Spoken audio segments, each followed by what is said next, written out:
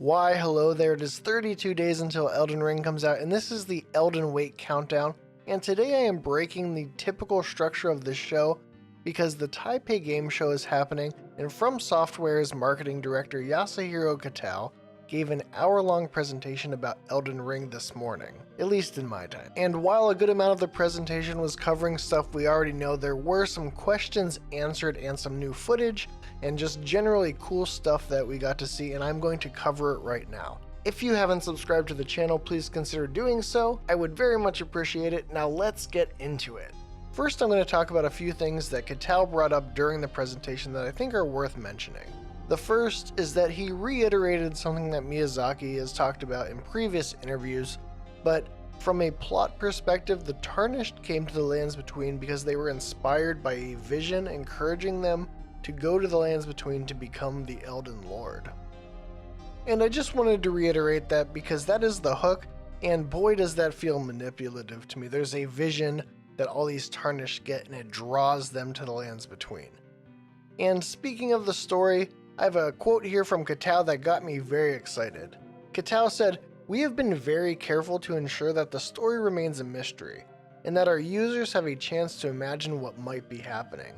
Users who enjoy these elements in our previous titles should find even more volume in this title to satisfy the desire to piece the story together themselves." Kitao also said that you cannot 100% the game in one run because there were branching points near the end, and as we knew before, there were multiple endings, and it sounds like the ending of this game will definitely change based upon decisions you're making.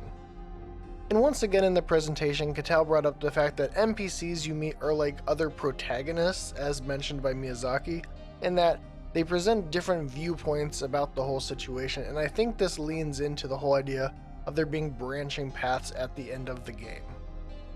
Kitao also clarified that enemies won't change drastically depending on the time or the weather, but a few enemies will appear only at night. And he also confirmed that stealth becomes easier at night or inclement weather like rain. It was also confirmed during this presentation that the game begins in Limgrave, and that not all areas are available from the start, but a number of them are. And Kitao also reiterated that the design goal of Elden Ring was that the main route could be completed in around 30 hours, but that you could get multiple dozens more hours out of the side content during a single playthrough. And a big one for this series in particular are that a lot of the items in the closed network test did not have finalized item descriptions and will be different in the full release. And this is very exciting for me because I can't wait to compare and contrast what changed between the closed network test and the full release of these item descriptions. And probably the most exciting news of all, something that I had heard of but now it is officially confirmed by Kitao, is that the game has gone gold and the team is currently working on the Day 1 patch.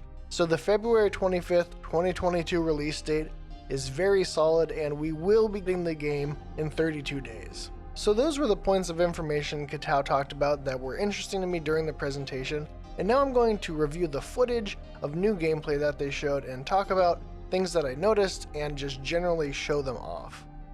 The first bit of footage was just this nice Limgrave landscape, and then we got another dragon Agil fight with the player in the bloody wolf armor. And then it starts to get kinda interesting with this next clip as we see the rider in samurai armor wielding a bow in this rocky area that seems to be near the autumnal forest and near the mountain or caldera that we've seen in the distance.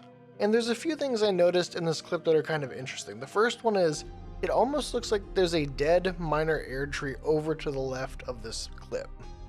And the other thing I noticed is that the side dungeon has the same opening as the tutorial dungeon of the closed network test, and I suspect this opening of this door followed by this staircase down to an elevator will be a recurring entryway to get into this style of dungeon.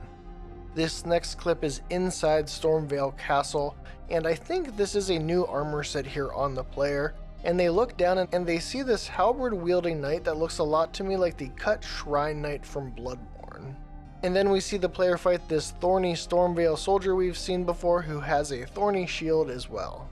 And then we see this thorny Stormveil archer, and this dude ducks an arrow. It looks very cool. And we see the player use an item that conjures magic projectiles that fire at this guy as the player closes the distance, firing an arrow mid-air to take him out. Freaking badass. And then we get a peek at the map. And we see a map with some of the icons of Australia, as I'm calling it. And we see an icon for the minor Erdtrees, we see a few side dungeons, a mysterious building at the southern tip, and a bridge icon at the northern tip.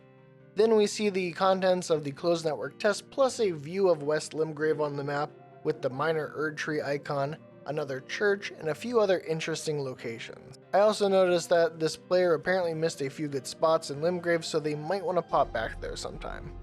Next, we see some shots in Limgrave that was mostly featured in the closed network test, where we see the player in the warrior armor from the closed network test fighting, and then we see the player in a new set of armor wielding a baby version of the golem's poleaxe. We see this knightly looking fellow snipe a dog with what looks like a poison arrow. There's also these cute little fire butterflies near the fire, which I think is a nice touch. I can't place this area, it's near a minor Erdtree and I think it may be in West Limgrave, but that's just a guess. Then we see a Carrion Knight fire off a Carrion Glintstone sorcery that shoots out some crystalline fireworks. Not totally sure what it did, but it's followed by a Carrion sorcery that conjures a glint sword, and finally they use the Carrion Piercer that we saw in the network test. Now we see what either may be a new or upgraded version of a spirit summon that we've already kind of seen. It is this bird with blades on its legs, but this bird also shoots fire. It's awesome. Then we see the player character wearing some dope ass Robin Hood getup, dual wielding whips, and fighting some horrible and awesome looking bird people.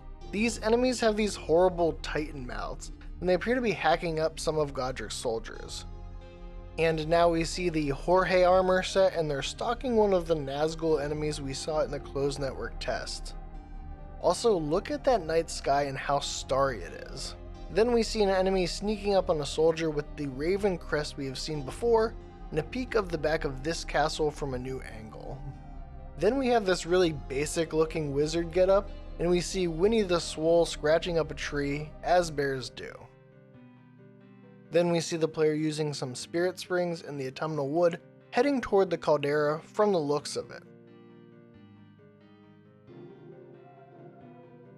And in this next clip you can see the player character riding on their horse toward the caldera mountain area from the autumnal wood, and you can see what look to be dragon worshippers off to the left, which does not bode well. As they cross the bridge you can see a cool ass castle down below, which seems to me like it's large enough to maybe be a legacy dungeon, and you see the player character heading toward an area that I think is very possibly where the Iron Madams are.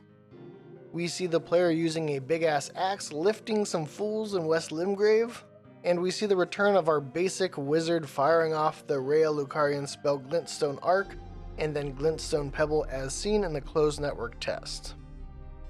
So there you have it, we got some answers to some questions we were looking for. We got official confirmation that the game has gone gold and will be out on February 25th in 32 days.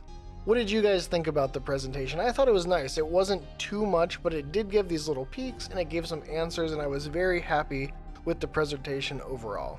If you enjoyed this video, please consider giving it a like, and if you want more videos about item descriptions as we count down to the release of Elden Ring, or you want more lore content and you want some news both before and after Elden Ring releases, please consider subscribing to the Lore Hunter.